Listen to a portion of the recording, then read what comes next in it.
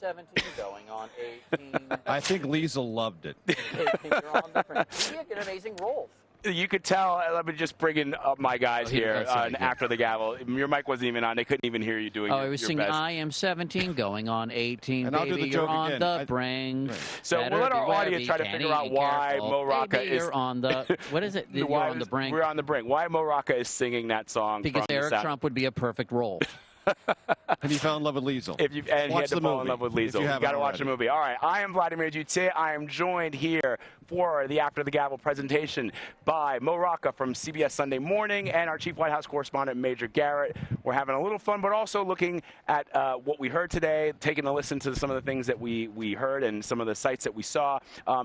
We just heard from Eric Trump there. Again, the moment we already broke down what happened with Ted Cruz. I want to talk about Michelle. What's her name? Michelle Van Etten. Who is here to represent small business, but she's in sort of a mess of trouble, it sounds like, according to a couple of news stories. Right. One in the Daily News, one on Vox. She talked about being an entrepreneur, but apparently she's, according to Vox and a couple of other reporting outlets, that she runs or she's part of this multi-level marketing company. It's called Youngevity. Youngevity. It's herbal supplements that are prescribed by not a doctor, somebody who's a naturopath. What do they call those guys? A quack. The snake oil salesman. No.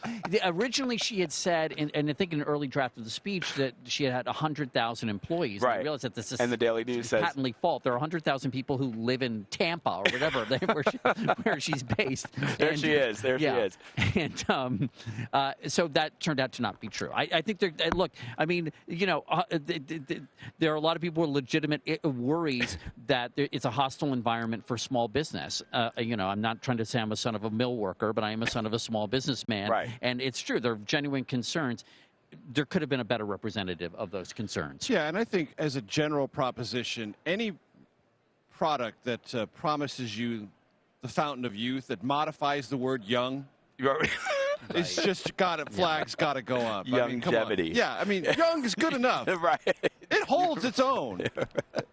Simple, easy to understand, and about youth. Yes, exactly. Exactly right. You had the longevity on there. I start running for the You got to run for the hills. man. But people buy anything these days. So we talked about Ted Cruz. We talked about Governor Walker. We talked about Eric Trump. Who are we missing on this list? Who were Newt Gingrich? Right, Major. That's the question I had for you. I wanted to ask you: A, why did Newt throw Ted Cruz a life preserver by saying he said? What Ted was saying when he said vote your conscience is to vote for let's play that sound out and we'll talk about it. So we can deconstruct it then. I think you misunderstood one paragraph that Ted Cruz, who was a superb orator, said. And I just want to point it out to you.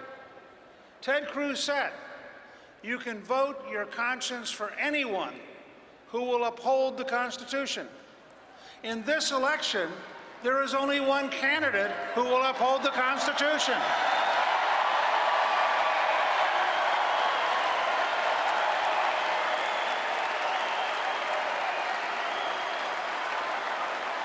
So, to paraphrase Ted Cruz, if you want to protect the Constitution of the United States, the only possible candidate this fall is the Trump-Pence Republican ticket. All right. So there are two things happening that I want to talk about. One is Newt throwing this lifeline to Ted Cruz. Why did he do that? Why did he feel compelled to do that? And Hillary Clinton has been trolling Donald Trump on Twitter for the last 2 hours. She's been tweeting, and there she is, vote your conscience, HillaryClinton.com/vote. Fundraising, basically, but that's what she's saying. So, Major, why do you think Gingrich did that? He didn't have to. I have a different metaphor than throwing him a life preserver. You know, in a circus, when the elephants go by, somebody comes behind with a broom.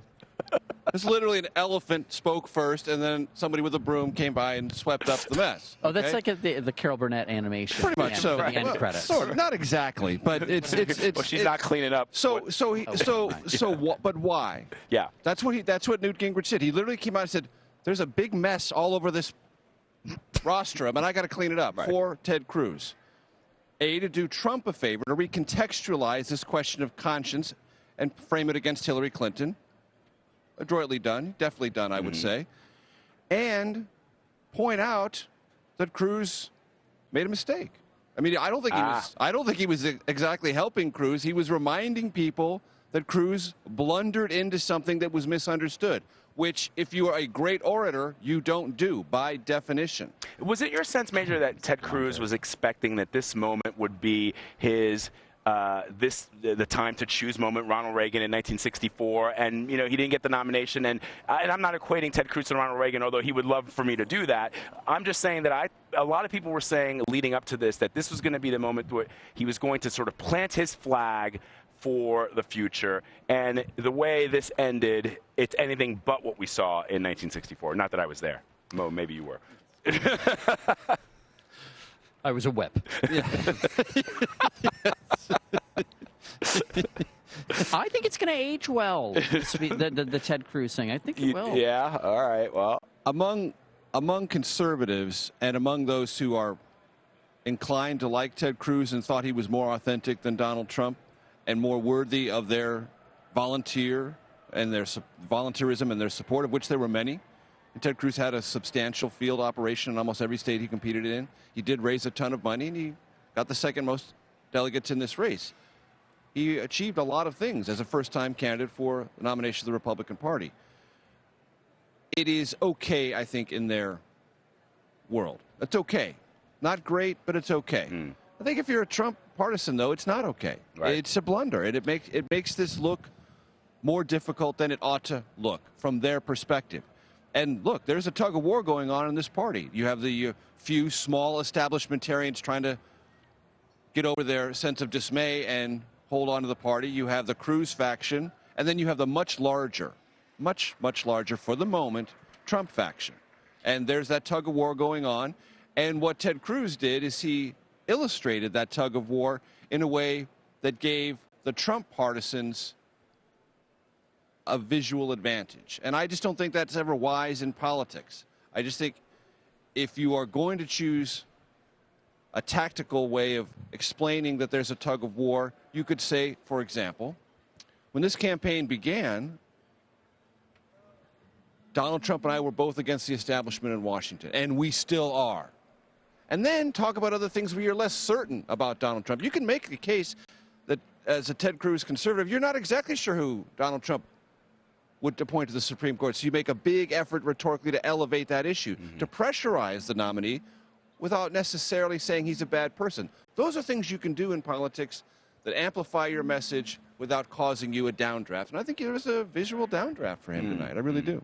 Well, maybe it's where in the arena I was standing, but it still feels like any direct sort of anytime anyone directly points out a supposedly good quality of Donald Trump, it doesn't get that big a rise out of the crowd. Right. I mean, principals tend to get more about or defending the police, talking about national security, and so many of the endorsements feel so roundabout. This was one line from Harold Hamm, who's the natural gas he was the gas and oil guy. Yeah, and his last line, to me, it struck me as sort of roundabout. Donald Trump and Mike Pence will restore the American dream for the next would-be visionary from small-town America and make America great again. So there are all these kind of weird things. So, okay, so this very rich man is going to make it possible for people from small towns to become president in the future. Yeah, you can see that the list of speakers wasn't as strong as perhaps what we saw back in 2012 when Mitt Romney was at his convention. And I don't know if this is because in some cases these are just people that are loyal to Donald Trump and he wanted to give them a spotlight. I mean, I think the story for Scott Baio was that he ran into Trump at Trump Tower and Trump said, you know what, you're speaking. Like, come to the convention, you get a slot. Yeah. And that's how it happened. A lot of things like that happen in the Trump world. Yeah. There's a connection, there's a commitment, there's some sort of interaction that Trump remembers and values, and that's it. And that's all he needs. Values, done. Can we please, before we run out, to talk about how Trump and Pence, like, their body language? Oh, so that moment, yes. I think we can, if we have the moment, guys. And if there's some syrupy prom music we can play, I think that would be lovely. The moment that Mo is referring to, guys in the control room, there it is. Okay. All right, let's watch Mike Pence. I wish there was another angle on this. So they come together. You could do the play-by-play because there's no sound. Okay. They're coming towards each other. And are they going to do a sideways hug after this? And then Reunited it and was there going to be almost a kiss on the cheek or something from Reunited? I love how the Trump kids are also feels so good. And then this is fake talky talk, like good job. Oh, they're working on a song for us. And then he did the point that he did to Melania's chest, but this time he did it. Yeah, it didn't have the suggestive quality that it did on Monday, I would say. Here you go. How's that? Okay, re-rack. Yeah, re-rack Sync that. with the music. Come on, let's go. Let's produce it out. Come on, gang. There it we is. go. All right. Awesome. All right, here we on go. the fly, ladies and gentlemen. He sees him. Right here's a moment. Always and forever. Yes. Could it be better than that, ladies and gentlemen? The answer is no. All right. Just like a dream. That is great. That is great. Oh wow, it's always and forever. By the way, can I just say also, because of his, Mike Pence has such impeccable ramrod straight posture. Merchandising idea here: a Pence dispenser.